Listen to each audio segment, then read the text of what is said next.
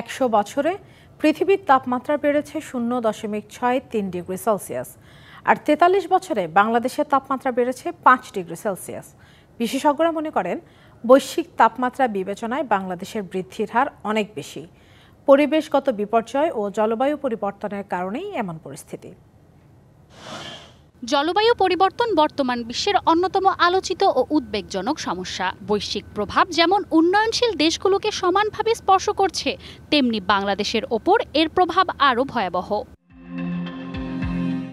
বাংলাদেশের তাপমাত্রা বৃদ্ধি নিয়ে বিশ্বব্যাংকের সবশেষ প্রতিবেদনে ১৯৮০ থেকে ২০২৩ সাল ৪৩ বছরের পরিস্থিতি তুলে ধরা হয়েছে। প্রতিবেদনের তথ্য বলছে, ১৯৭৬ সালে সর্বোচ্চ তাপমাত্রা রেকর্ড হয় ৩৮ ডিগ্রি সেলসিয়াস। ২০২৩ ও ২০২৪ সালে তা ছাড়ায় ৪৩ ডিগ্রি সেলসিয়াস। সেই হিসেবে ৪ দশকের বেশি সময়ের ব্যবধানে দেশের সর্বোচ্চ তাপমাত্রা বেড়েছে ৫ ডিগ্রি সেলসিয়াস। তাপমাত্রার পারদ বাড়ায় দুর্বিষহ হয়ে উঠেছে জনজীবন। বিশেষ করে শ্রমজীবী মানুষেরও যেন কষ্টের শেষ নেই।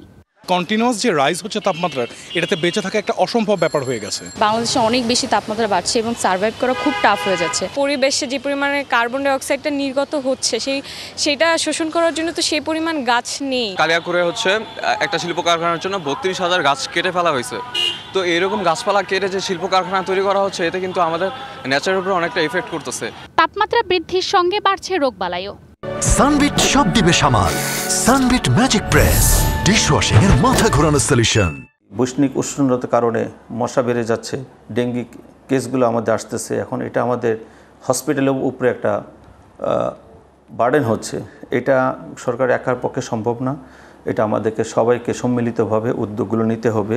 সবুজ ও জলাশয় বিলুপ্ত হওয়ার সাথে জনসংখ্যার বিস্ফোরণকে ঢাকার তাপমাত্রা বৃদ্ধির অন্যতম কারণ দেখছেন বিশেষজ্ঞরা। ৮০ দশকের আগে মূলত পৃথিবীতে বটেই বাংলাদেশের তাপমাত্রাটাও এই যে বেসলাইন তাপমাত্রা তার চেয়ে নিচে ছিল। এই মানুষের অ্যাক্টিভিটিজের কারণে গ্রিন হাউস গ্যাস বেড়ে যাচ্ছে, অর্থাৎ কার্বন ডাই অক্সাইডের যে ইমিশনটা সেটা বেড়ে যাচ্ছে।